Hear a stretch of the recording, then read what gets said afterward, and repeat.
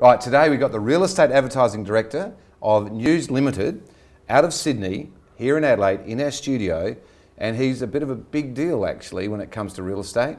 Gets into all of the majors all around Australia, actually gets to speak to not only the principals but the salespeople, gets right down to the client level and knows exactly what's what in the zoo when it comes to advertising and when it comes to property.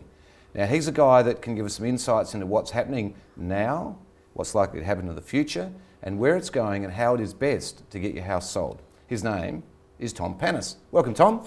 Thank you, Anthony.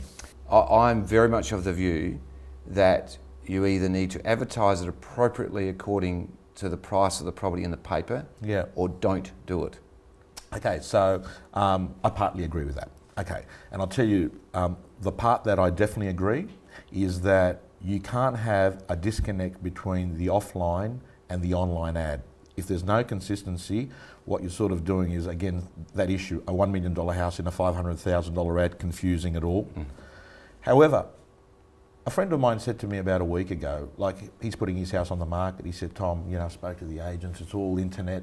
The agent said to me that they've got a database of 10,000 buyers. And what's interesting about this guy, he drives a $75,000 car, right? And he's got a $1 million house.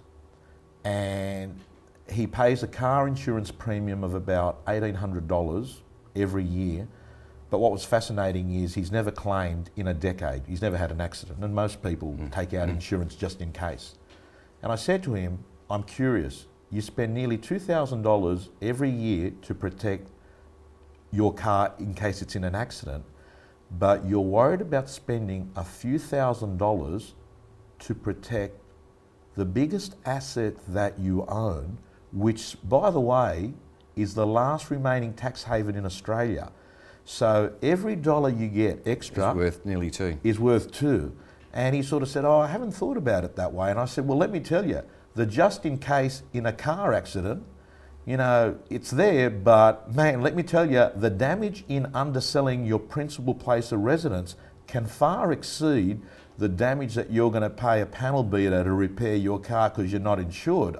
Strongest messages you can give the viewers?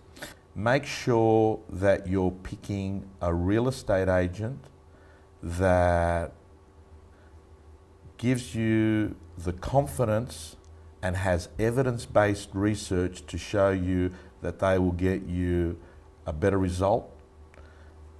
Number two, it's safer to overspend a few $1,000s in marketing than to underspend and not get your result. It's just the safer thing to do.